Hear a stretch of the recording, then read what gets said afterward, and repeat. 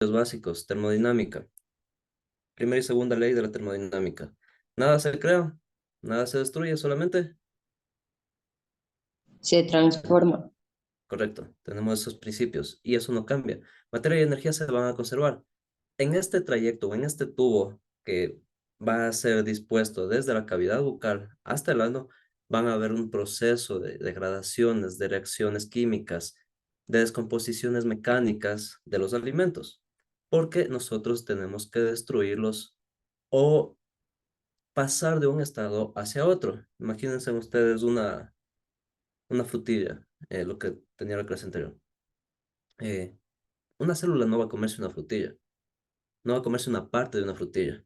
Tiene que ser degradado, tiene que ser eh, transformado a algo más simple.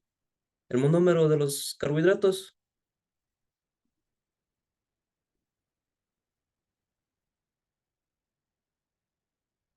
los nutrientes. Vamos por la parte básica. Las células necesitan estos nutrientes. Eh, Carbohidratos, para que la célula pueda asimilarlo, su monómero son los monosacáridos, la glucosa. En el caso de los lípidos, los triacilglicéridos, y en el caso de las proteínas, los aminoácidos. Por eso les mencionaba que no es necesaria ninguna proteína. Puede ser un filete de pollo, como puede ser una menestra de frijol. El cuerpo no diferencia. Lo que va a utilizar son los aminoácidos, que son su base sintética más simple. Los monómeros que van a formar otros compuestos dentro del proceso metabólico mediante el anabolismo. Mencionábamos que este sistema digestivo va a comprender distintas etapas o distintas fases, pasando desde la ingestión de los alimentos, donde que por procesos mecánicos en la cavidad bucal, que tiene cuatro paredes, la pared externa, que son los labios, la pared superior, el paladar, bajo los palatinos, las paredes laterales, que son las mejillas, tejido principalmente la mucosa y el acompañamiento de las glándulas salivales, y la pared inferior, entre el maxilar y la hioides, donde se va a albergar hacia la lengua, un músculo que se encarga tanto del sentido del gusto como del proceso mecánico de la deglución, de llevar la comida para atrás. En este trayecto, cuando la comida pasa a ser un bolo alimenticio, se da la fase de la digestión, cuando otros compuestos enzimáticos que no son hormonas, las enzimas son compuestos proteicos, formados principalmente por péptidos de aminoácidos, que se encargan de realizar una fase reactiva o catabolizan reactivamente los compuestos de los nutrientes para que puedan ser llevados a moléculas más sencillas y que puedan ser aprovechados en la fase de absorción. En la absorción vamos a tener conductos o vamos a tener células especializadas en transportar los nutrientes, cualquiera de los seis, a el torrente sanguíneo para que sean asimilados conjuntamente con enzimas y con hormonas, que ya son otro compuesto orgánico, que se encargan de llevar la energía hacia las distintas partes del cuerpo y hacia todas las células. Como en una máquina, no todo es 100% perfectible. Les mencionaba el caso de la caña cuando le hacen el jugo de la caña. Ustedes le pasan una, dos veces y se obtiene un vasito de la caña o del producto que vayan a tener. El resto del bagaje es un desecho. Y en nuestro caso, en nuestra maquinaria también tenemos ese proceso. Los desechos son eliminados mediante el proceso de la defecación. Pero aquí los desechos no son solamente el sistema digestivo, son los desechos de todas las células, de todos los tejidos de su cuerpo. Desechos metabólicos, dióxido de carbono, van a tener ahí sales, radicales de ion de hidrógeno, hidrogeniones, van a tener hidroxilos, varios compuestos que se van a defecar o que se van a eliminar tanto por el sistema digestivo como por el sistema urinario. Uno de los órganos principales de la degradación va a estar vinculado precisamente en el intestino grueso. El intestino grueso se va a conectar con el intestino delgado mediante el último segmento, que es el ilión. Mencionábamos que para que el intestino delgado, si bien es un trayecto largo o un tejido muy aglutinado, la primera fase está fija, es el duodeno. Ya les indico en el atlas.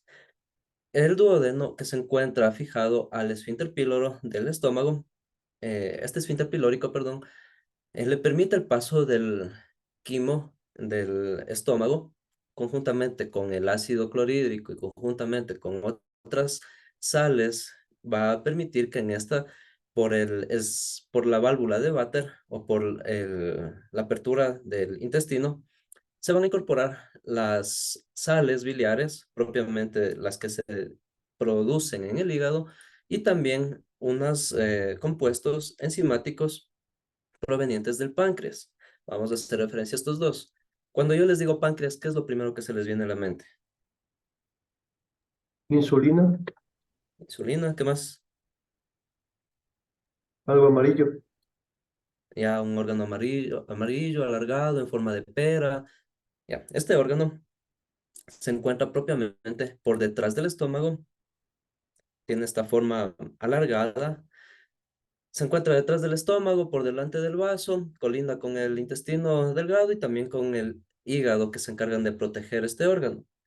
Este de aquí se encarga o se lo estudia como una glándula anexa dentro del sistema digestivo. Este funciona de forma endocrina y de forma exócrina, y aquí van a comprender las dos partes. Las glándulas tienen esta capacidad. Las glándulas mamarias, por ejemplo, pueden secretar leche. Las glándulas salivales segregan saliva y el caso del páncreas puede segregar enzimas que son propiamente aquellas que se encargan de digerir o de desdoblar en formas más simples el compuesto alimenticio. Si yo les digo en una pizza, lo primero que se produce por los carbohidratos va a ser una amilasa. Si les pongo el caso de un queso, van a poder secretar lipasas. Si tienen una parrillada del día o tenían una parrillada del fin de semana o en el feriado, lo que se segrega son proteasas.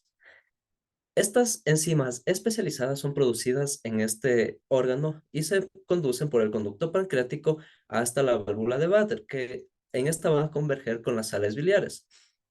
Si bien en esta también se produce el bicarbonato, es una función especial para que el ácido que atraviesa el estómago, que es el ácido clorhídrico, uno de los 7 más fuertes, se va a neutralizar con este bicarbonato. Ustedes hagan el experimento en casa, pongan limón y pongan bicarbonato de sodio. Esa efervescencia, esa neutralización del ácido, tiene la misma función dentro de su intestino. El páncreas, además de ser una glándula endocrina, es decir, que libera las sustancias propiamente en su lugar de segregación, en la zona in situ, por así decirlo, también tiene una función endocrina, perdón, exócrina. En la parte exócrina va a segregar dos hormonas, bueno, algunas hormonas muy importantes para la regulación de algunos sistemas, igual que en las suprarrenales. Se encargan de liberar adrenalina para que llegue al corazón y lata más fuerte. Aquí el páncreas se va a encargar de segregar principalmente insulina y de segregar glucagón. Estas dos hormonas son originarias o se producen en los islotes de Langerhans, que son células especializadas, donde que principalmente las células alfa se encargan de producir insulina y las células beta de producir glucagón. La insulina es una hormona que se traslada por el torrente sanguíneo hacia todos los tejidos, hacia todas las células que tienen receptores insulogénicos. Estos receptores son como una puerta. Viene la insulina, le toca la puerta y le dice, acabo de llegar, lleva o traslada los conductos glucoproteicos para que se asimile la glucosa y que la célula pueda realizar sus funciones vitales. Todos los tejidos van a tener una demanda de energía, una demanda de glucosa muy variante. Los músculos para contraerse, un músculo esquelético, un músculo cardíaco, requieren mucha energía. El cerebro también, para coordinar muchas funciones en el sistema. No tener mucho azúcar en sangre le produce que la insulina se encuentre baja y esta de aquí va a estar causando algunos daños en los tejidos o en los órganos. Y de igual forma, cuando se encuentra mucho azúcar en la sangre, puede dañar arterias, puede dañar nervios, puede dañar células neuronales, haciendo sus funciones de forma debilitada. Y este es uno de los principios que tiene la glucosa de aglutinarse o de formar reservas en forma de glucógeno. Varias cadenas ramificadas de glucosas van a almacenarse principalmente en el tejido muscular y en el hígado. Estas funciones vienen reguladas por la insulina. Cuando la insulina se encuentra debilitada, cuando la insulina tiene algún factor modificado, no precisamente como hormona, en algunos casos, en otros casos por la producción de esta, como es en la diabetes mellitus, para empezar hay tipos de diabetes. Diabetes tipo uno, tipo 2, diabetes prenatal, diabetes infantil, hay varios orígenes. Pero básicamente, en una mala copia, no del ADN ni siquiera celular, del que se encuentra en el núcleo, en la parte central, sino del ADN mitocondrial, el que se encarga de producir energía, se puede causar esta enfermedad. Cuando estas mutan o tienen una deficiencia, impiden la liberación de la insulina. Y esta de aquí que regula la cantidad de azúcar en sangre, genera esta enfermedad causando varios trastornos o varios síntomas que pueden ir desde una debilidad muscular, una acumulación de grasa, hasta la amputación de un órgano cuando se tiene mucho azúcar. Por otro lado, el glucagón, esta hormona que contrarresta lo de la insulina, ¿qué es lo que se encarga de hacer? Llega y toca las puertas de las células, principalmente las del hígado y las de los músculos, y les dice, necesitamos de azúcar, liberen. Ahorita necesitamos para un examen o necesitamos para correr de el perro que nos está persiguiendo para alguna cosa de emergencia y se libera esa cantidad de azúcar para que los sistemas puedan funcionar. Por eso es que en el examen les digo, tengan a mano una gomita, un chicle, un chupete, no sé, algo que les dé azúcar porque es una situación estresante y necesitan cantidad de energía a sus neuronas. En ese orden de ideas, tanto el intestino delgado como el intestino grueso van a tener una función dependiente con el hígado. ¿Por qué con el hígado? El páncreas, al encontrarse junto a este, comparte principalmente vasos sanguíneos, la vena hepática y la vena cava que se encuentran provenientes de todo el sistema sanguíneo, se van a trasladar aquí para segregar sus desechos o para eliminar, filtrar, recuperar, reciclar producir otros compuestos que se van a fijar en este órgano. Principalmente los eritrocitos se reciclan en esta parte. El hígado es súper completo, es una planta de tratamientos de residuos. Recicla los eritrocitos, recicla iones negativos dentro del cuerpo, recicla hidrogeniones, sintetiza vitamina K, sintetiza el colesterol, fija vitamina D, el órgano principal de su cavidad abdominal, si es que lo quiere ver así como el principal aportante al reciclaje de los sistemas o de los aparatos, es este de aquí, que se encarga de producir la bilis, que es un compuesto acuoso formado por las sales biliares y por algunas hormonas y algunas enzimas.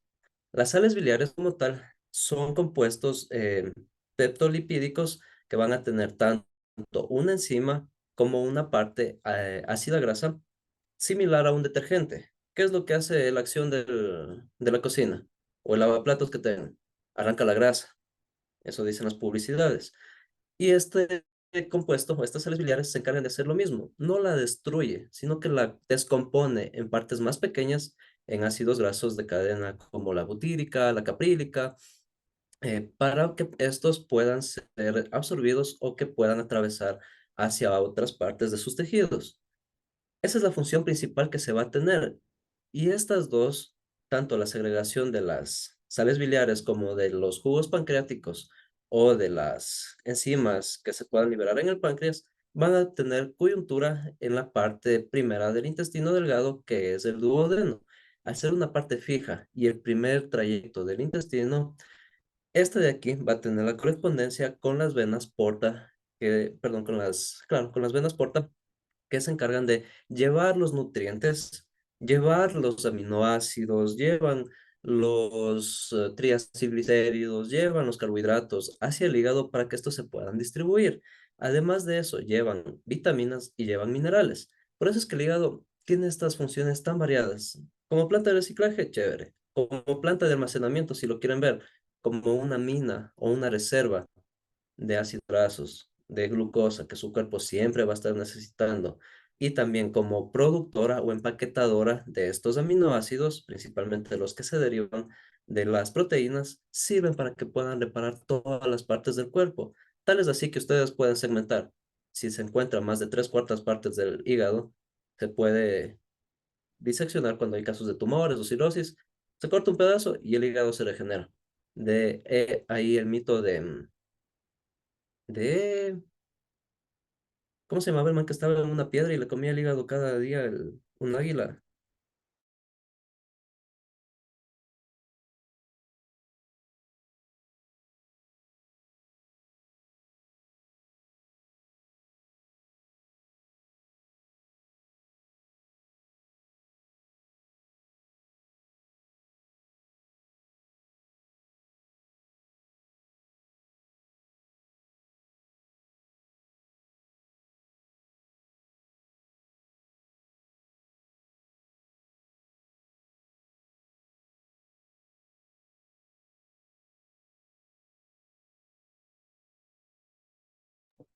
Prometeo.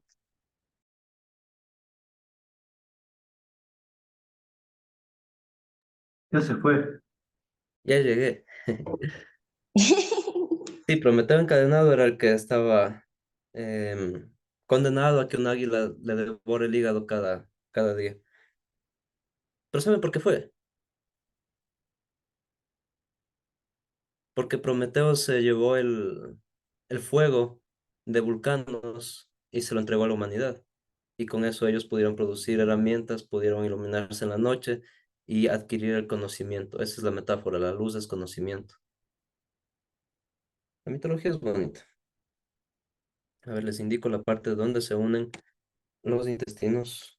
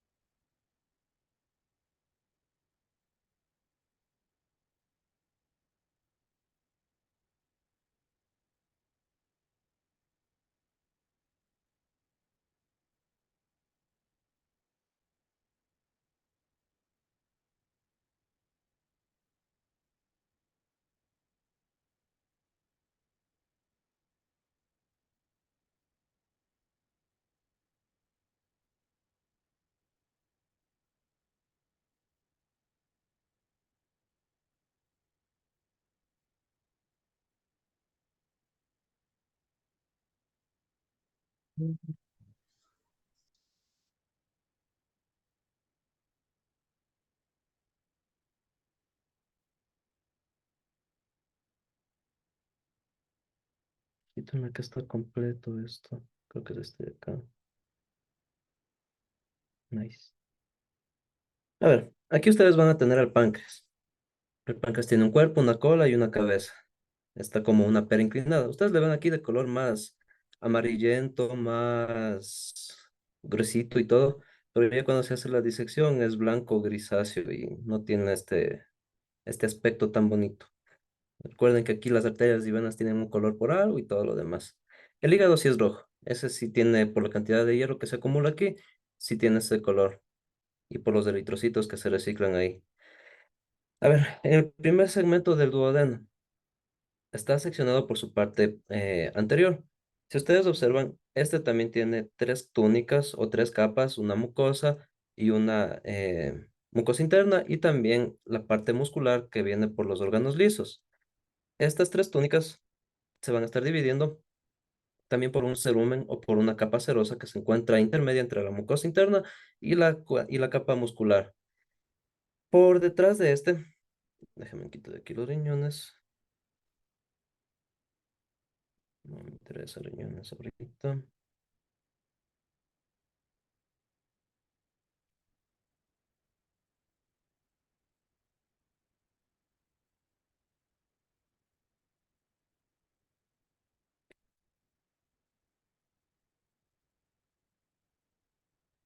Con esto eso no puedo quitar los riñones. Bueno, la papila duodenal menor, la que viene por debajo de el duodeno, es donde que va a estar conectado aquí la parte de de la válvula de Vater conjuntamente con los conductos de la vesícula biliar o también del hígado que convergen en uno solo, ya les vamos a indicar. y estos van a estar conectados en esta parte de aquí. Tanto la que desciende desde el hígado por el páncreas van a conectarse en el primer segmento o en el primer transverso en la ampolla de váter o en la papila duodenal. Es una pequeña abertura, si ustedes lo observan aquí. Mucho. Es un agujero chiquito nada más, en el cual se van a liberar las sales biliares y también se liberan aquí eh, las enzimas que pueda secretar el páncreas. En esta primera porción del duodeno tienen ustedes la primera parte que se le conoce como el cuello, en este de aquí, donde que se introduce el, el esfínter o también el orificio inferior o el píloro inferior del estómago. Es una sección curva descendente en la cual converge en la segunda porción que va desde el cuello de la vesícula hasta la parte de declive de la cabeza del páncreas, donde que se encuentra la ampolla de Vater. En la tercera porción, ustedes que observan aquí en la curvatura baja, va en la posición precedente a los vasos mesentéricos, que son los que rodean tanto al páncreas como al hígado, por delante de la vena cava y de de la porta que trasladan los nutrientes. Y van a tener la cuarta porción que se extiende hasta el ángulo del yeyuno denal. La parte del yeyuno denal va a continuar por debajo de esa en,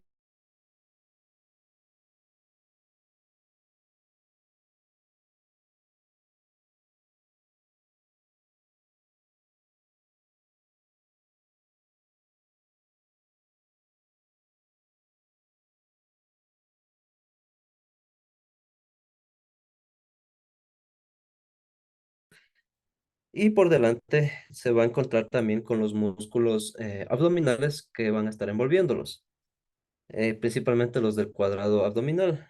Por detrás, ustedes van a observar que este intestino delgado se conforma por una longitud de 6 a 8 metros, tanto el yeyuno como el ilión, los dos se los estudia uno solo, simplemente se van a diferenciar por la presencia de las túnicas.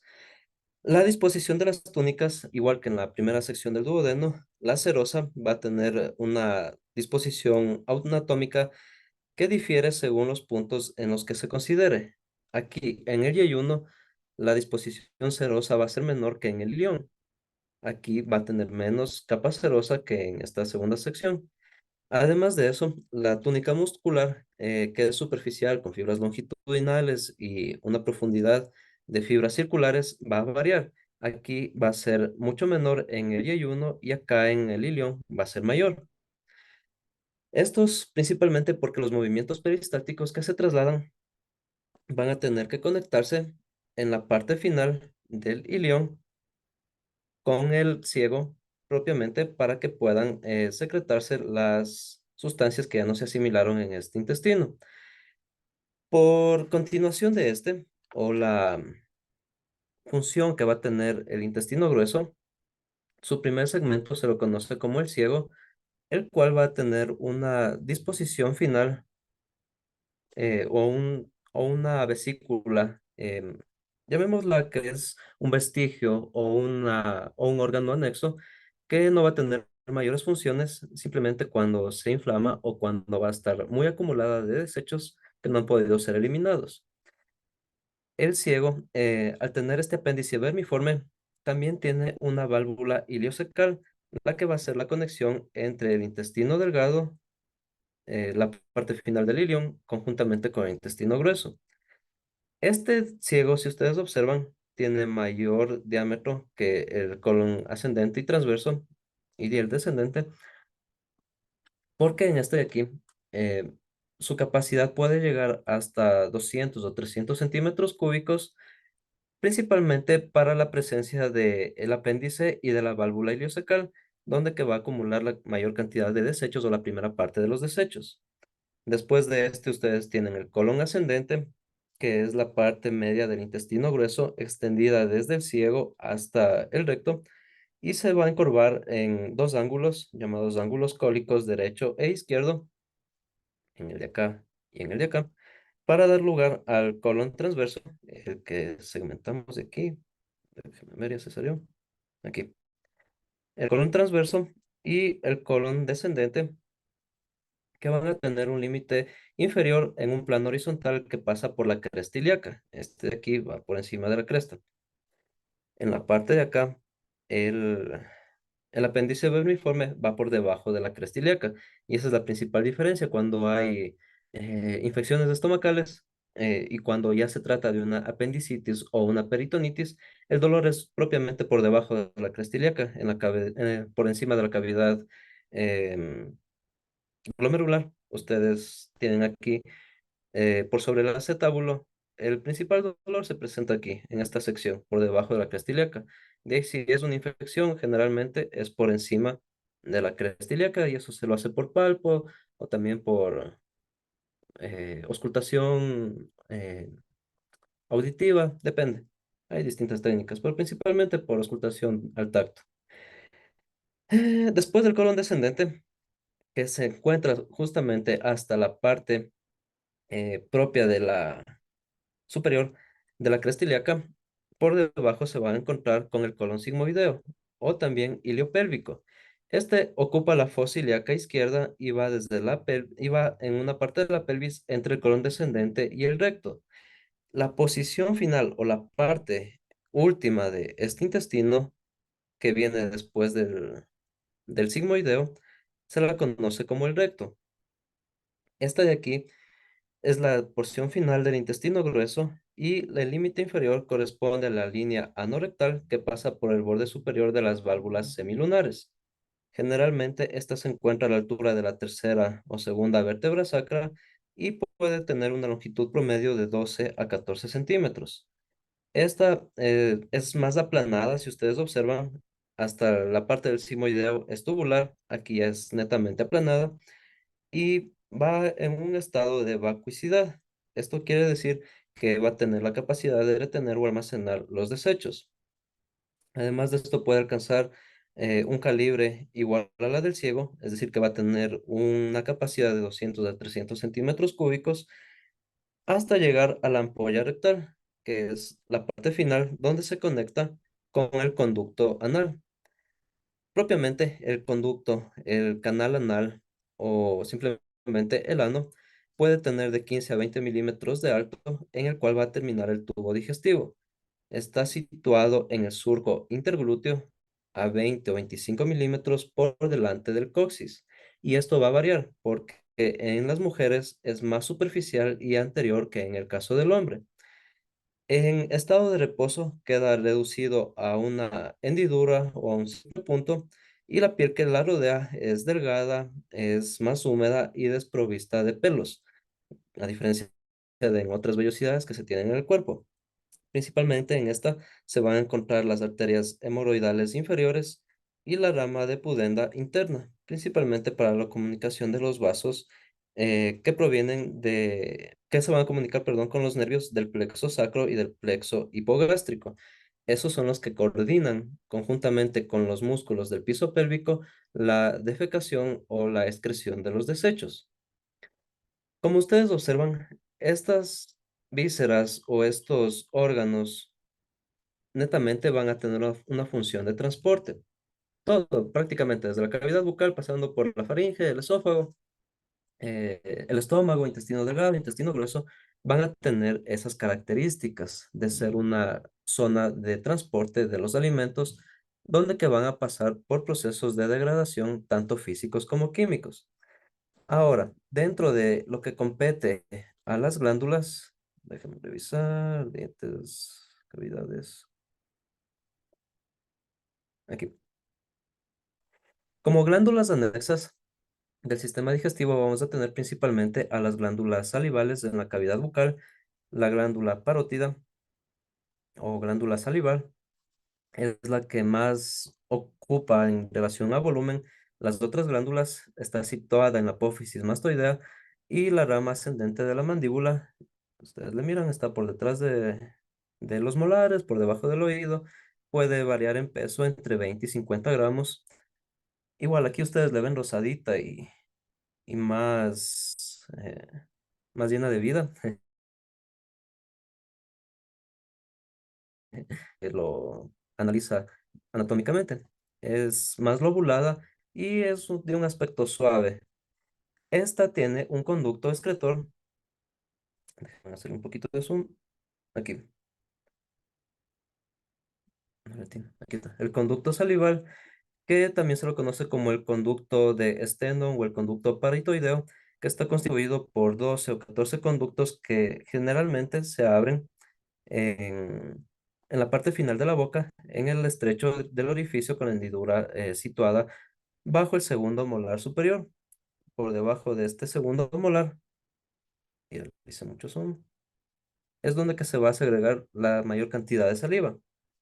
También tenemos otras glándulas salivales por debajo de la lengua o en la cavidad submaxilar, donde que estas glándulas sublinguales y las submaxilares, esta de aquí principalmente, la submaxilar puede ser de un color más rosado, más grisáceo, y tiene un peso de 7 a 8 gramos, que a diferencia de las glándulas sublinguales, estas de aquí son más triangulares o tienen esta característica de ser como un prisma. Van a tener un conducto submandibular o el conducto de Wharton en la parte media de la cara interna, que tiene una conexión directa, a diferencia de las glándulas sublinguales, las cuales tienen un conducto excretor que va a abarcar unos 4 o 5 conductos accesorios propiamente por debajo de este órgano, por debajo de la lengua. En el proceso de la digestión, esta glándula se encarga principalmente de excretar la saliva y también algunas composiciones enzimáticas que sirven como bactericidas, principalmente para evitar la acumulación de bacterias de tipo ácido en las cavidades dentales, en la cavidad bucal, y que sirven como un proceso de desinfección de los alimentos, si se lo quiere ver, para que pasen a la cavidad orofaringea. Por detrás de esta está esa cavidad y es ahí donde van a converger tanto las enzimas como la saliva y el agua que va a aportarse para esta cavidad, que también corresponden no solamente a las, ¿cómo se llaman estas? A los estímulos de los alimentos. Ustedes ponen algo ácido o algo salado en su boca y estos van a corresponder a una mayor segregación de agua que de enzimas, y al revés, si ustedes ponen algo dulce, se liberan más enzimas amilasas que agua. Además del factor del estímulo externo, también va a tener una estimulación por parte del cerebro o por parte cognitiva, porque estas comparten un nervio propiamente con la lengua. Si yo les digo, piensen en mango con sal o en grosellas con limón y sal, ya automáticamente empiezan ustedes a segregar una cantidad de saliva considerable. Otra glándula anexa que ya habíamos mencionado es el hígado, válvula gástrica, no, órganos accesorios aquí. El hígado es el más voluminoso de toda la cavidad abdominal. Está situado en la parte superior del abdomen. Está relacionado con el diafragma, por encima del estómago y con la mucosa intestinal en el hipocondrio derecho. Abarca todo el hipocondrio y también un tercio del hipocondrio izquierdo. El color es rojizo oscuro, principalmente por la filtración de los eritrocitos y por la acumulación de hierro. Este tiene un peso aproximadamente de 1500 gramos. Si ustedes hacen la disección de un cuerpo, es el órgano más pesado también cuando ya se queda sin líquidos. Esta víscera ocupa el 75% de la cavidad abdominal. Tiene su posición debidamente medida por la vena cava inferior, y la cual va a estar unida por las venas suprahepáticas y el ligamento redondo del hígado. Esto es sumamente importante porque los conductos que van a encontrarse pasando en cuanto al tejido sanguíneo van a tener una conexión directa con el intestino delgado, con el páncreas y también con el hígado. Principalmente va a tener 4 lóbulos, derecho, izquierdo y el cuadrado y caudado. Derecho, izquierdo, el lóbulo caudado y el lóbulo cuadrado. El lóbulo derecho es el que tiene la forma más de una pera y es aquí donde que se va a encontrar por debajo de este la vesícula biliar. La vesícula biliar es un órgano de acumulación precisamente de las bilis que puede ser contráctil. De hecho, la respuesta de esta es paulatina y la cual va a converger por el conducto cístico, el que se encuentra aquí, con el conducto propiamente del hepático común. Este aquí que procede de los lóbulos va a converger en el coledoco, perdón, el coledoco, para aportar principalmente las sales biliares, también aporta ácidos grasos, en este de aquí se va a liberar enzimas y alguna hormona, principalmente las de tipo esteroideas, las principales formas de estas, porque estas ya luego pasan por un proceso de conversión y todo lo demás. Bueno, eh, que me quedé.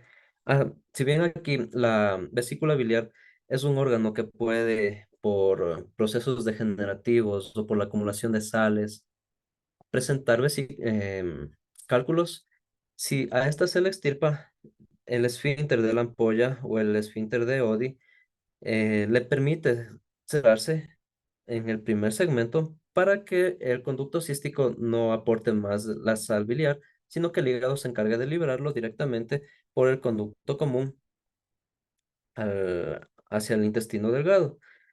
Es por eso que algunas personas les extirpan y todavía pueden llevar una vida normal, común, por así decirlo. Este de aquí está junto al páncreas, que es una glándula, como ya les expliqué, de secreción mixta, anexa al duodeno, y va a tener un parecido con las glándulas salivales. Es más alargadita, tiene cuerpo, tiene cola, tiene cabeza, pesa aproximadamente 80 gramos, es de color gris, un gris más blanquecino. Y las arterias que nutren al páncreas son la esplénica, que es la rama del tronco celíaco, y otras que provienen de los conductos propios del páncreas. La cantidad de venas o de arterias que ustedes van a observar en esta parte del abdomen son convergentes, todas ellas, con la vena porta, con la vena cava, principalmente porque en estas es donde que se va a transportar no solamente nutrientes, sino también los desechos, desechos que van hacia el hígado y hacia los riñones. El conducto pancreático, bueno, también ya les indiqué, el conducto de Vater, que se une con el primer segmento del duodeno, son funciones o principios anatómicamente o arquitectónicamente vistos desde este punto muy bien colocados. Ahora, en el tema el, de el hígado, tengo que explicarles unas cositas más. Espérenme, me salgo de aquí. Les tengo una pregunta. Sí. ¿Y por qué se producen los cálculos a los riñones? O sea, ¿por qué específicamente? Uy, es multifactorial. Cantidad de agua, de sales. La acumulación de la urea, que es uno de los factores que tiene el hígado, y a eso mismo íbamos. Uno de los factores es la producción de urea, lo que se encarga de hacer el hígado. La urea emulsiona principalmente con compuestos calcinados, con compuestos de calcio que pueden formar quelatos. Los quelatos como el EDA o el EDPA pueden absorber, además de la sal, un compuesto metálico o no metálico. Esa es la característica de estos dos.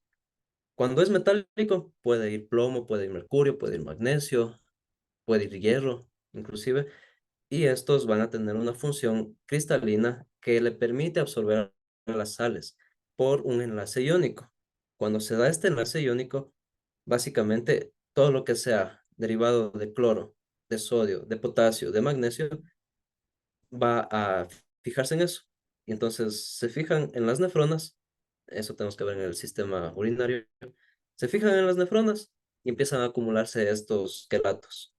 Estos quelatos empiezan a fijar más y más sodio si es que no se eliminan y se forma la piedrita, se da la forma cristalina.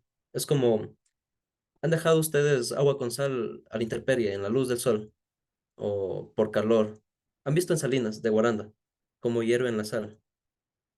y queda en las paredes de la olla blanca y al final queda la piedra de sal, el, el cristal de sal propiamente. Ya, lo mismo pasa, pero en los riñones. Es por la cantidad de urea, la cantidad de sales, los iones y la capacidad que tiene de formar los quelatos, en pocas palabras. Anthony,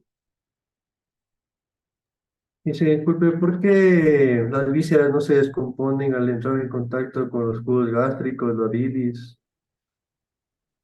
porque tenemos unas enzimas que se encargan de eso y la microbiota. Ya vamos a ver. Déjenme ir con lo del hígado. Eh, A ver, en la parte del hígado, ustedes van a tener la aportación de oxígeno por las arterias hepáticas. Estas arterias, si ustedes lo miran así, es como un panal que tienen en cada una de estas células o en cada uno de los lobulillos hepáticos. Todas van a estar dispuestas sobre una vena que confluyen en la vena hepática, que va a llevar la sangre a la cava inferior. En estos lobulillos, esta es la versión ampliada de acá, ¿no? Ustedes tienen acá a la izquierda millones de lobulillos y en la parte derecha tienen uno singular o uno solo. Cada uno de esos va a tener una gran cantidad de compuestos o de conductos, no solamente vasos sanguíneos, sino también van a tener vasos linfáticos. En estos dos van a estar constituidos por estos lobulillos hexagonales que se encargan de realizar metabólicamente todos los procesos que realiza el hígado: producción de bilis, reciclaje de hormonas, reciclaje de compuestos mineralógicos, principalmente el hierro y también algunas vitaminas, reciclaje de desechos celulares como los lactatos. Los lactatos, por ejemplo, esos son una de las fuentes de los cálculos en este órgano. Son compuestos cristalinos que se producen por la acumulación de ácido láctico y los hidrogeniones pasan al torrente sanguíneo, más o menos. En estas porciones van a tener convergentes una rama de la arteria hepática que traslada los nutrientes desde el intestino delgado hacia esta arteria. Van a tener la vena porta que le va a conducir todos los compuestos de desechos hacia el hígado. Tienen un capilar linfático dentro de cada una de estas células. Hay cientos y millones de capilares que van a estar convergiendo para el intercambio de sustancias, oxígeno principalmente, que necesita bastante oxígeno, y el conducto biliar que se encarga de recoger las bilis. En cuanto a la producción de enzimas digestivas, y también a la producción de la bilis como tal. Este órgano está especializado principalmente para la degradación o para la producción de las sales biliares a partir de tejido graso o de triacilglicéridos, colesterol y otros más. Y también en la parte de la producción metabólica. A nivel celular tenemos dos: fermentación y oxidación. Vamos con la de oxidación, que es la más recurrente. La fermentación es inusual, pero es rápida y es eficiente. La de oxidación es la más común. Cuando se tiene la oxidación de los metabolitos para la producción de ATP, básicamente lo que se elimina es dióxido de carbono y vapor de agua, pero también se van a tener algunos productos indeseables como los hidrogeniones, ácidos carboxílicos, grupos alcohólicos, que precisamente a eso voy. Cuando ustedes le llenan al intestino o al tracto digestivo de compuestos alcohólicos y de compuestos tóxicos como la nicotina o el metanol, el hígado se encarga de eliminarlos lo más pronto posible, porque son toxinas. Y si el cuerpo detecta que tiene toxinas, no va a permitir que llegue a otros órganos o que se acumule o que esté presente en el sistema sanguíneo, para evitar de que se formen taponamientos en arterias, para que evitar que se mueran las células nerviosas o evitar que se mueran los alvéolos pulmonares, entre otras funciones. Este órgano se va a encargar de forma emergente de eliminarlos o de degradarlos mediante cuerpos cetónicos, mediante cuerpos alcohólicos a esos compuestos tóxicos. ¿Y qué es lo que pasa regularmente? Ustedes van a una fiesta y les dan tabacos y tienen alcohol. Y encima de eso se ponen a comer un pastel o una picaña, una hamburguesa. ¿Qué va a degradar primero el hígado? ¿El tabaco y el alcohol o la comida? El El alcohol. tabaco y el alcohol. Ya, entonces esa es la prioridad para el cuerpo. Lo que sucede con los ácidos grasos, principalmente saturados y transaturados de la hamburguesa y los azúcares del pan, si lo quieren ver así también, se va a acumular, va a estar aquí en estos lobulillos hepáticos, en estas paredes hexagonales. Recuerden que estos son varias paredes que tiene cada uno de estos, pero entre todas ellas van a formar una periferia. En las fronteras T o en las células T es donde que se va a acumular la grasa y esta grasa, ¿cómo se llaman estos? Las células tipo beta de los adipocitos van a acumularlo como una grasa parda o una grasa marrón que se la conoce. Mientras más se va acumulando, más se va impidiendo el paso para las arterias y las venas para que puedan realizar su proceso de cambio de sustancias nutritivas y de desecho. Entonces ahí es cuando empiezan los problemas. El hígado empieza a acumular una cantidad excesiva de grasas y de azúcares, entonces no puede transportar las sales biliares y tampoco puede eliminar los compuestos acumulados. Si es que ustedes le tapan un sifón de la cocina con manteca, con aceite o con grasas, pasará fácilmente el agua o se quedará estancada. Se queda estancada, ¿verdad? Con todos los desechos de ahí y empieza a pudrirse.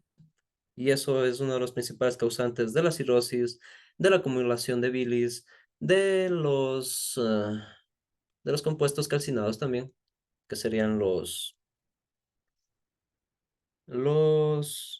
cálculos. Puede causarse también vesículas como como un tipo de cáncer. Y eso es básicamente la explicación de los cálculos en este órgano, cuando empiezan a saturarse de otras cosas. Y ojo, que no es solamente las grasas. El azúcar, cuando está en exceso en la sangre, ¿qué es lo que hace la insulina? Lo lleva al hígado. Pero hay demasiada azúcar, transformémosla en algo más simple, en algo que ocupe menos espacio. ¿Y qué es lo que ocupa menos espacio que el glucógeno? La grasa. ¿Y por qué está acumulada ahí? Porque va a aportar más energía a largo plazo y ocupa menos espacio, básicamente. El glucógeno apenas tiene reservas de 250 a 220 miligramos, perdón, gramos. Y en cambio la grasa se puede ir acumulando y acumulando en estas células beta y es una de las grasas más peligrosas porque va a incidir tanto en la concentración o en la cantidad de HDL y de LDL en los torrentes sanguíneos. Todo está conectado. Si es que ven la parte del sistema vital que es el cardiovascular, conjuntamente con el respiratorio, oxígeno, nutrientes y desechos que convergen en el hígado, he ahí su importancia y el cuidado de este órgano. Funciones más, funciones menos, un depósito de sustancias, mírenlo como un yacimiento petrolero, pero de vitaminas, minerales, de estos compuestos que sirven para todos los procesos, principalmente aquellas que son liposolubles, para que se den las reacciones metabólicas, sirve para eliminar los eritrocitos por las células de Cooper.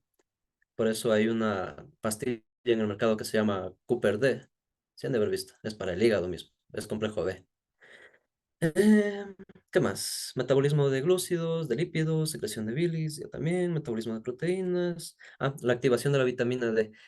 Aquí es importante esta parte porque como un nutriente em, visto a nivel vitamínico o a nivel hormonal, por eso es que me gusta estudiarle como hormona. En la sintetización de la vitamina D ocurren procesos similares que en la producción de la insulina o en la producción de las corticoides o en la producción de la adrenalina. Va a pasar por un proceso químico de reacciones de transesterificación, donde que por giros a favor o en contra puede ser una forma asimilable o una forma transportable, y esa es una función hormonal. Las hormonas son los comunicadores, son los mensajeros, los deliveries de su cuerpo.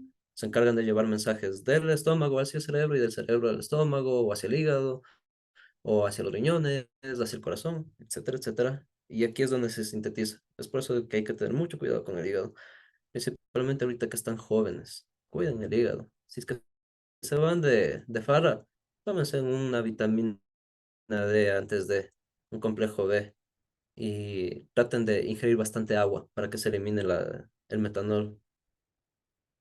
Es inevitable en esta edad. ¿Qué más? ¿Qué más? Intestino delgado. Ya, aquí la parte del intestino delgado. Islas de Langerhans, no, esto no, esto no. Glándulas gástricas. Ah, sí, glándulas gástricas, antes de ir a la parte del intestino delgado. Dentro del estómago, si bien nosotros lo estudiamos como un órgano de conducción, también vamos a tener unas células especializadas. Vamos a tener células que se encargan a nivel superficial de liberar mucosa o de producir moco como tal para resistir la cantidad de ácido clorhídrico. Vamos a tener células parietales que se encargan de producir ácido clorhídrico como tal. Estas se encuentran en las hendiduras, en la parte más baja o en la parte intermedia de estas dos, entre las fosas gástricas y en el fondo gástrico. Estas de aquí van a estar distribuidas estratégicamente para producir el ácido clorhídrico. Y además de esto, se van a encontrar con células especializadas en la producción de pepsinas y de lipasas. Pepsinas para degradar principalmente eh, las proteínas más complejas o globulares, las de cuarto nivel, las degradan a un primer nivel, a péptidos o a cadenas lineales, como un collar de perlas, para que puedan atravesar al intestino delgado. Junto a estas también van a estar las lipasas que pueden desdoblar ciertos compuestos grasos, principalmente los de cadena larga, el ecodecaisanoico, ¿cómo se llama el otro? El de 19. Uy, se me fue el nombre. Bueno, los aceites, básicamente. Se va a encargar de degradar cierta cantidad de aceites. Además de esto, en el fondo de la pared intestinal van a tener a las glándulas G que liberan una hormona que se llama gastrina.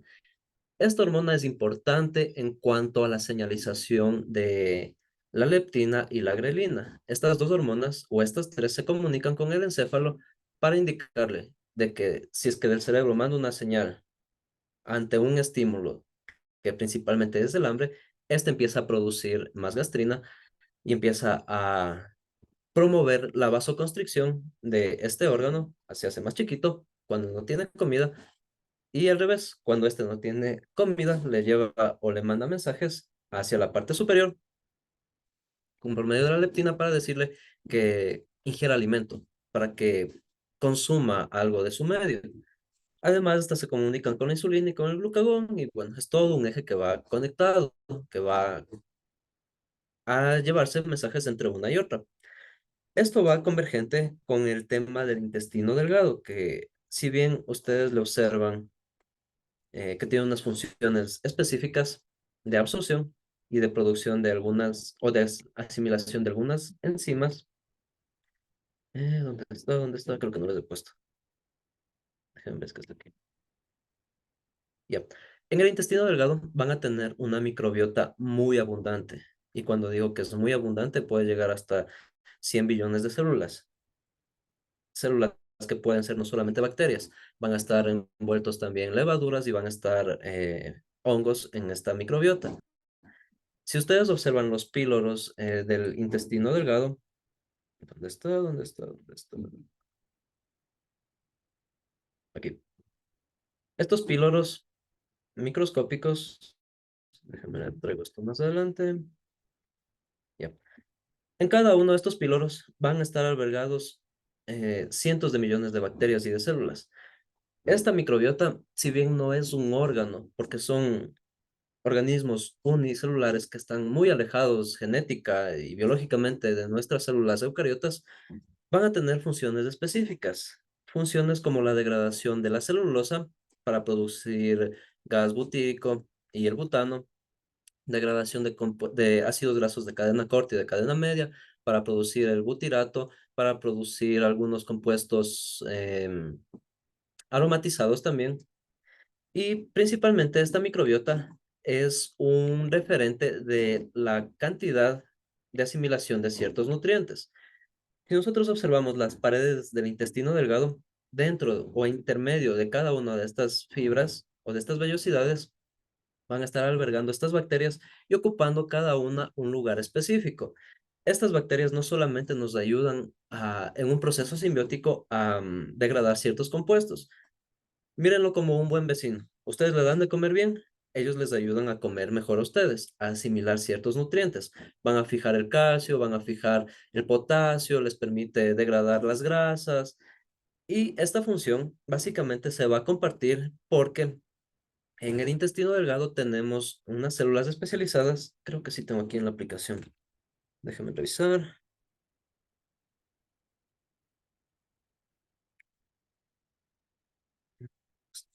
Creo, microanatomía. Sección transversal del intestino delgado. Aquí, vellosidades intestinales. Ya les comparto la pantalla de acá.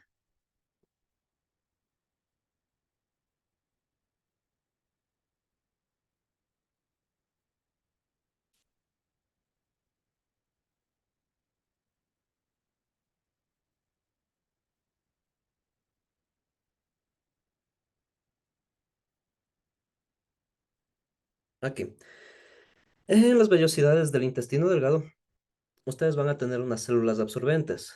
Estas células que van a recubrir todas las vellosidades de todo el intestino delgado tienen unas células calciformes que les permiten asimilar las sales y las células absorbentes como tal que permiten el paso o la convergencia de las sustancias que van a ser asimiladas.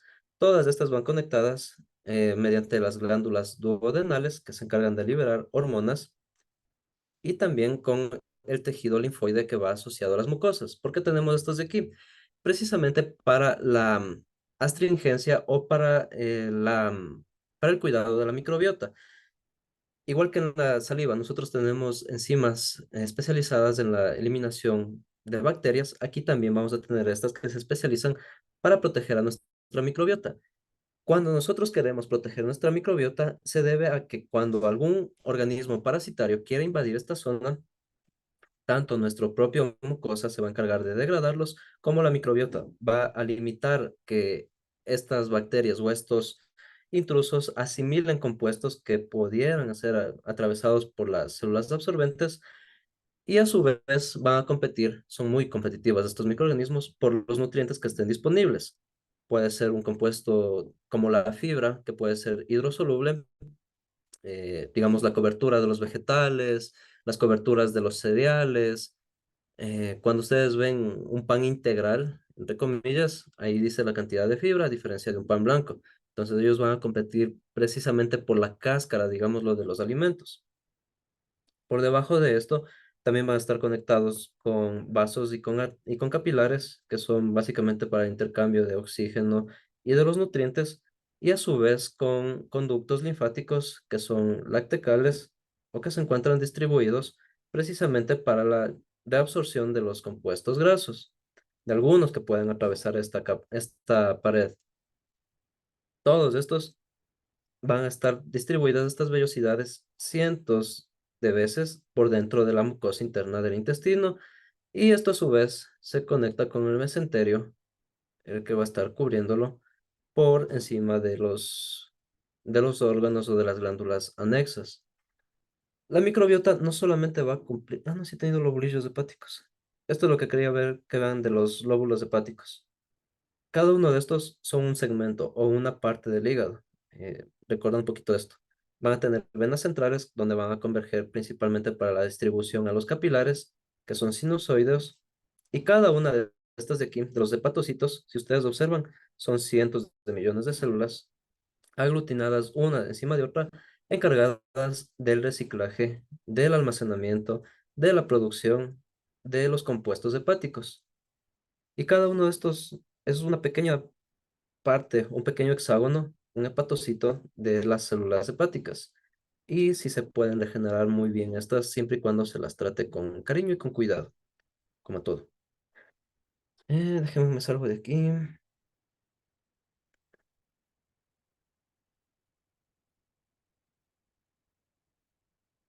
A ver acá, ¿por qué es importante la microbiota? ¿Cuándo parte o cuándo inicia estos microorganismos? No es que ustedes ya en el feto ya tenían, que de hecho sí, en el líquido amniótico hay una gran cantidad de bacterias.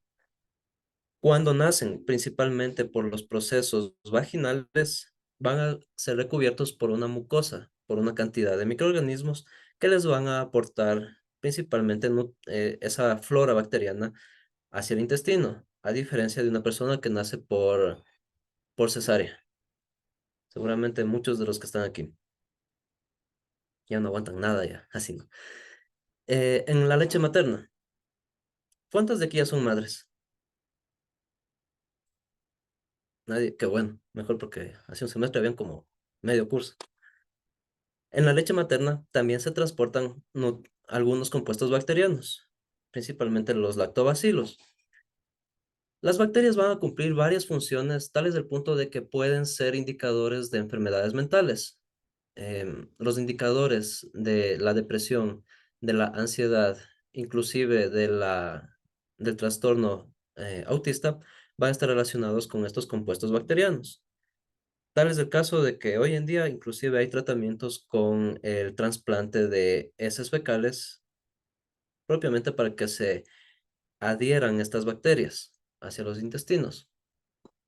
Funciones más, funciones menos de la microbiota, que si bien no son un órgano como tal, no son una parte de nuestro tejido o de nuestras células, son unos huéspedes que tenemos ahí, son de vital importancia porque también producen bicarbonato, también se encargan de asimilar ciertas vitaminas como la vitamina K, la vitamina A, nos ayudan a producir compuestos secundarios que el cuerpo puede utilizarlos, principalmente el ácido butírico, y nos va a proteger de los agentes patógenos, principalmente bacterias y algunos parásitos como las amebas, van a competir con las tenias, que son unos gusanos largos, aplanados, no deseables.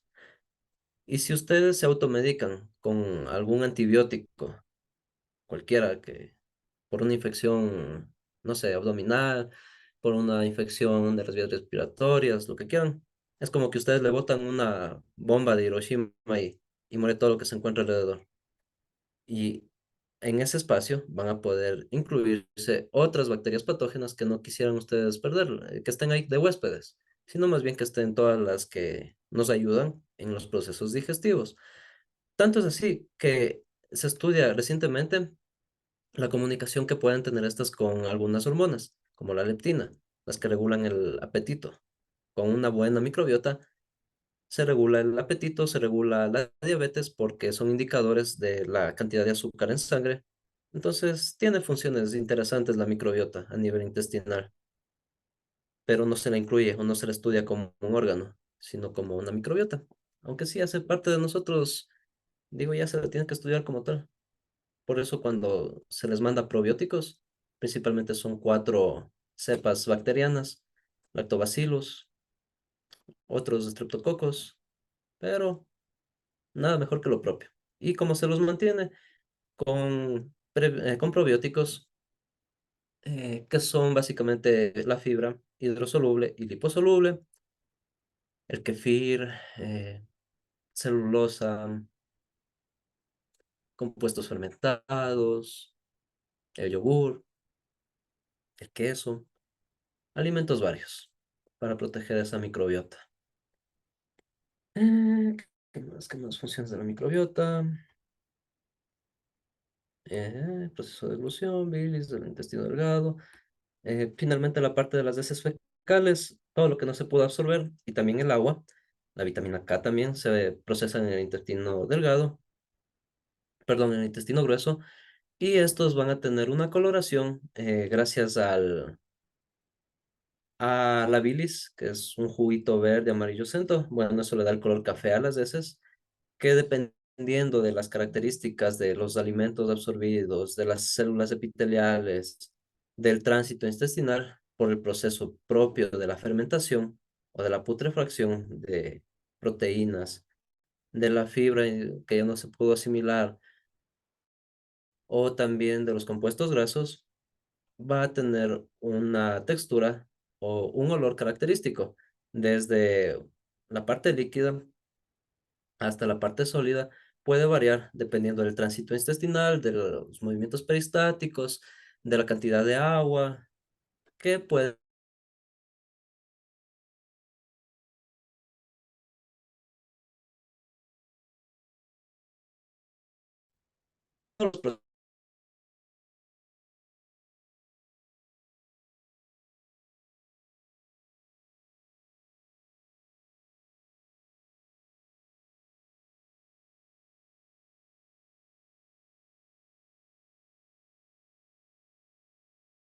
Pero también tenemos otras hormonas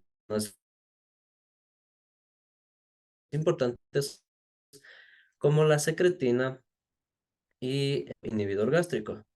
Cada una de estas va a tener un lugar de origen en el estómago, la gastrina, en el intestino delgado, la secretina, la colecistocinina, el péptido inhibidor, el GIP-1 y también el GLP-1, que son los parecidos, el péptido 1 que se va a encargar de la liberación del glucagón y la guanilina, entre otras hormonas, que cada una de estas se va a encargar de estimular la producción de enzimas especializadas o de péptidos, de aminoácidos, la segregación de azúcares, la segregación de hormonas que se pueden comunicar entre entre varios sectores, entre varias zonas, tanto con el nivel encefálico, con el nivel cardíaco, con el nivel em, suprarrenal. Van a tener varias funciones, principalmente para la regulación del apetito y del sueño o de la vigilia, entre otras más. Pero estas son hormonas que van inherentes. Hay muchas más. Aquí no está incluida ni la insulina, el glucagón, el péptido inhibidor, ese sí les incluí, porque inhibe los movimientos peristáticos, los movimientos musculares o las contracciones que tiene el estómago, además de la liberación del ácido gástrico. Este de aquí va coordinado en la primera sección del duodeno. La colecistocinina también va en la primera sección del duodeno, conjuntamente con la glándula de Vater, que van a estimular la secreción de las enzimas pancreáticas y la liberación de la bilis, que esta responde a impulsos musculares. Es una válvula que va liberando por pulsaciones, las sales biliares. La secretina también, que promueve la secreción del bicarbonato, aumenta la producción de la bilis, se comunica directamente con los vecinos. Toca la puerta y le dice, necesito estar encima o necesito un poco más de bicarbonato porque está muy ácida el jugo gástrico. Y así, se van comunicando entre esos tres. Están ahí al ladito. Y esa es la característica de algunas hormonas o de algunas glándulas. Eso es la parte del intestino delgado. Aquí el vocabulario y la pregunta que siempre les hago de contexto, la anorexia es adelgazar hasta morir. Porque sí, porque no. Hay una película en Netflix de eso. Creo que se llama eh, Into the Bone, hasta el hueso, de ese estudio. Es un trastorno alimenticio, un trastorno de la conducta alimenticia, los TCAs, la anorexia, la bulimia, los cambios alimenticios. ¿Son problemas cognitivos o son problemas hormonales? Es un debate, pero caben dentro de la parte de las enfermedades. Para la siguiente semana ya tienen exposiciones.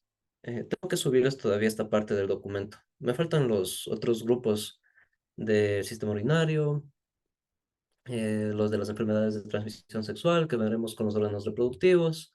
Bueno, todavía estoy depurando algunas cosas porque aquí les aumenté esto de la trayectoria de un sándwich, básicamente para ver cómo pasa de jamón y queso con lechuga y tomate a ser digerido en el tracto digestivo. Es interesante ponerles en contexto. Anthony, Disculpe, es la continuación de las exposiciones que estábamos teniendo. sí, Ay, listo. Listo. preguntas acerca del sistema digestivo, fácil o difícil, ¿qué tal le ven? Es fácil el sistema digestivo. Disculpe, tiene una pregunta. Referente, por ejemplo, cuando hay diarrea, ¿qué pasa con el intestino delgado y grueso? ¿Por qué no absorben el agua o los líquidos de los alimentos? Cuando hay una disentería puede ser causado por un fármaco, Puede ser por la cantidad de sales permeables, como las de magnesio. Puede ser por una infección estomacal, cuando el intestino propiamente o la microbiota detecta algo que no corresponde a esa zona. Tra-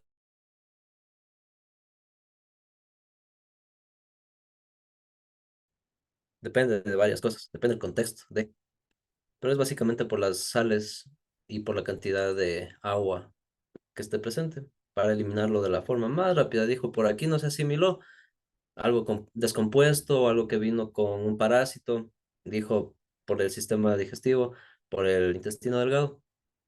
Olviden esto, esto no se asimila, eliminen rápido. Y pasa conjuntamente con agua hacia el intestino grueso, en el ciego se va a acumular y por movimientos peristáticos, trasládese todito eso rápido. Necesitamos eliminarlo. Y ya. Alex, Dicen, porque cuando, a ver, cuando uno se enferma de diarrea, dicen mayoría, he visto que algunos niños que se enferman de diarrea al mismo tiempo se enferman de fiebre. ¿Por qué pasa eso? por las infecciones, cuando el cuerpo detecta algo que no corresponde, la forma de respuesta básicamente es, además de la eliminación y ante un agente patógeno, elevar la temperatura. Por sobre los 37 grados, principalmente ya no sobreviven algunas bacterias. Por eso es. La fiebre es uno de los mecanismos del sistema inmune para responder a esos factores invasivos. Siguiente, Jocelyn. Dicen, y yo me voy a lo de la anterior clase que decía que el bolo alimenticio se formaba al momento de triturar los alimentos. Pero si el bolo alimenticio no se pasa, es decir, si una persona coge el alimento y se pasa, ¿qué pasa al momento de llegar al estómago? En el proceso de la deglución, por eso les decía lo del bolo, no tope este tema. Bueno, en la parte del bolo alimenticio. ¿Qué pasa cuando llega al intestino, perdón, al estómago? Atraviesa el esófago, todo por los movimientos peristáticos y todo chévere. Va a pasar más tiempo en el tracto del estómago y de los intestinos para que pueda ser degradado. Mientras más tiempo tiene que ser conservado dentro del organismo, mayor putrefacción va a tener. Mayor putrefacción, mayor ácido butírico, mayor gas metano, es decir, van a tener más gases, más olor, más textura, a diferencia de lo que se mastica bien. Por eso la fase oral o la masticación, por eso les digo siempre disfruten la comida, mastiquen lo mínimo 15, 20 veces. Ahí están los sabores, ahí está. A los que les gustan, nos gusta cocinar, mejor dicho, es supremamente delicioso aprovechar algo bien preparado. Y si es que se lo hace con cariño, con gusto, es una conexión de varios órganos, de varios sentidos en el proceso alimenticio. No se pasa en la comida una sola. Y si no, pónganle en ají que comida mala con ají pasa, saben decir. ¿Y eso qué enfermedades trae o no trae? Sí trae enfermedades, eso, ¿verdad? Eso de pasarse la comida de uno. Imagínense que le tiran una estatua de la libertad a su microbiota. ¿Cuándo se va a encargar de degradar? ¿O cuándo va a pasar la pared intestinal? Ya. Lorena.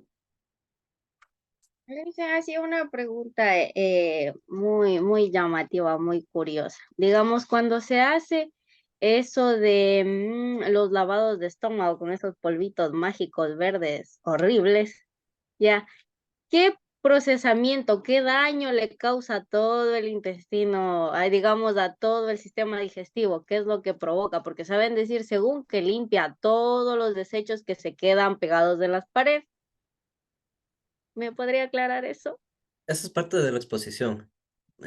Para tratar el estreñimiento o una purgación o una, ¿cómo se llama llamarle? Desparasitación.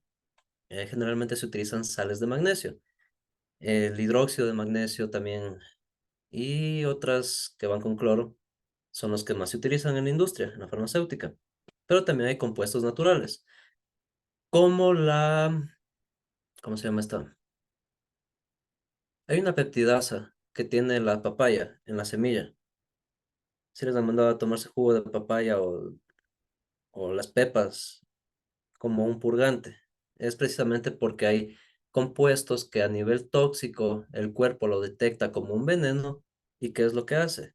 Cojan y eliminen rápido, boten lo más pronto posible. Y el cuerpo dice, pero señor, tenemos todavía alimento en descomposición o tenemos esto que es similar. Le dice, no importa, esto es veneno, bótenlo rápido. Y esa función astringente tienen varios compuestos o varias fuentes alimenticias como bayas, helechos, algunas plantas o algunos animales pueden tener este veneno que les causan esas reacciones. Es por eso. Si tienen algo en el cuerpo que lo detecta como un veneno, se va a encargar de eliminarlo lo más pronto posible. Es la prioridad. Ya el cuerpo dice, luego buscamos alimento. O ahí tenemos glucógeno. Cristian, pero ¿qué en sí qué daño causa? O sea, ¿deja como sensible al sistema digestivo o no? Sí, cuando ustedes eliminan su microbiota, es como que les pasó por ahí un tsunami. Lavaron todo. Y luego, ¿quién se encarga de degradar esas cosas? Asimilar nuevamente nueva microbiota, que sería lo recomendable. Cuando les manden un tratamiento con antibióticos, inmediatamente consuman prebióticos, yogur, kefir, y si no, también ya vienen en ampollas de lactobacillus, 1 billón de unidades que creo que tiene cada uno. Tienen que recuperar porque tiene varias funciones. ¿Qué más? Alex, luego Anthony, y ya nos vamos. Ahí tengo que poner asistencia. Dicen, o sea, yo tengo dos preguntas. A ver, la primera es cuando uno era pequeño y no le daba apetito a la madre, decía que era porque tenía bichos y le llevaba al doctor y le daban todos esos jarabes. ¿Y por qué realmente era que no le daba apetito? Y la otra es, hay ciertas personas que no pueden comer ciertos alimentos porque les da náusea. Por ejemplo, pongamos de ejemplo un tomate. Una persona se puede comer el tomate como si fuera una manzana, pero otras personas, bueno, como es mi caso, si yo apenas huelo el tomate me da ganas de vomitar. ¿Cuál era la primera? O sea, porque cuando uno era pequeño no le daba, no tenía apetito y supuestamente decía que era porque tenía bichos y después de que iban al doctor y todo eso, le daban unos jarabes. Bueno, a mí sabían dar jarabes. No, los Ahorita no sé. multivitamínicos. ¿Cuántos de Mm. aquí tomaron emulsión de Scott y se quedaron chiquitos? Solo yo. Habla en serio. Yo sí Los tomé eso, dicen, multivitamínicos. pero sí crecí. Es que yo no me acababa esas cosas. Era Yo feo. también tomo, pero no me gustó el sabor y yo lo dejé. No Te nos juro. funcionó a la mayoría. Vamos por la primera parte, multivitamínicos. Procesos de alimentación. Cuando las papilas gustativas las empiezan a educar con azúcares, principalmente ultraprocesados de la industria, cachitos, chupetes, chocolates, todas las cosas que nos gustan de niños, empiezan a tener una comunicación desde el cerebro hacia el estómago. Hay una parte educativa que se llama los principios de Piaget, donde que por condicionamiento les decían a ustedes, si te tomas la sopa y si te tomas el arroz o la ensalada, te damos un postre, azúcar. Y es una forma conductiva del aprendizaje. ¿Y qué sucede con esto? Como repulsión del sistema cognitivo, ustedes lo tienden a rechazar. Puede ser por factores psicológicos que a la vez se van a comunicar en forma de traducción enzimática por el ADN. Cuando le dicen al ADN, no, no queremos saber nada del tomate porque huele feo, ¿qué es lo que hace el sistema? Dice, el cerebro controla eso, ¿no? Le dice, chuta, no nos gusta el tomate. Bueno, desechémoslo, pongamos una respuesta inmunológica, pero no podemos, no importa, vomiten o escupan. Lo mismo que cuando les dan limón y sal o mango con sal, empiezan a salivar más, empiezan a producir algo que les llama la atención, precisamente por la cantidad de estímulos sensoriales que tienen, visuales, organolépticos de la nariz, del gusto, facilitan la asimilación de alimentos en las primeras edades. Esto viene dado también por la microbiota. Recuerden, si es que les dieron pecho de su madre hasta el año y medio, me parece que es, o hasta los 12 meses, van a tener una microbiota chévere, adaptada. Pero si les dieron leche de tarro, no van a tener esos microorganismos, porque esos son inocuos. Entonces, todo es un proceso. Y ya me doy cuenta del daño que nos hicieron, o bueno, en nuestras edades tempranas, en cuanto a consentirnos. Siempre hay una prima, un tío que nos trae un chocolate, un caramelo, alguna de esas cosas. Eh, los bonais que venden en el colegio, todo el sistema de la gran industria, cómo nos llama la atención con las cajas de cereales con colores llamativos, los Fruit Loops, los azucaritas, que ponte como un tigre y toda la cosa. O sea, el pobre tigre Tony está obeso ahorita, pero no importa, nosotros lo consumimos. Entonces es un proceso educativo muy amplio que tiene que ver con el sistema sanitario muy, muy fuertemente. Después, antes del COVID, la enfermedad más pandémica era la obesidad. En todo el mundo, ustedes veían y ven hoy en día niños de 9 8 años pegados al celular jugando Fortnite y comiendo golosinas y con sobrepeso. Cuando un niño ya va hoy en día a un parque o se encuentra con los amiguitos de la cuadra para jugar fútbol o para ir a las bicicletas, cuando son más activos, inclusive en esas edades, se pierden habilidades físicas, habilidades cognitivas, habilidades sociales, todo va conectado. No solamente que no me gusta el tomate y nunca me gustó, sino es como nos educaron con la alimentación. Eso. Y ya nada más. Voy a almorzar ahora que me acuerdo. Eso también, no coman a Vaya, deshoras. almuerzo, dicen, le va a hacer más daño a su estómago. Sí. Bueno, hay ventajas y ventajas de el metabolismo flexible. Esa es una gran ventaja. Cuando su cuerpo está adaptado a consumir azúcares, a consumir grasas, a consumir proteínas o alimentos propiamente dichos, y hacen deporte, se adapta, puede consumir cualquier fuente, no se va a morir porque está educado. Eso, guaguas. Nos vemos la próxima clase y nada, Listen, ¿y las exposiciones son para el martes o para el jueves? martes. Tengo que subirles hoy día la presentación y el documento de las exposiciones. Del primer grupo, obviamente. Después vemos el sistema urinario y de ahí expone otro grupo. Vemos sistema reproductor y expone otro grupo. Así. Dicen cada grupo, digamos, un grupo por clase. Sí, por unidad, no por clase. Yo les digo, hoy día ya les digo, la siguiente clase tienen exposición. Ya cuando terminemos el otro tema, también les digo, la próxima clase tienen exposición y así, sustantivamente. Ya, ahora sí. Que pasen un buen feriado. Adiós, cuídense. Gracias, Lice. Hasta Hasta luego, luego, dicen, Listen, gracias. gracias. Pase bien. Para Hasta luego.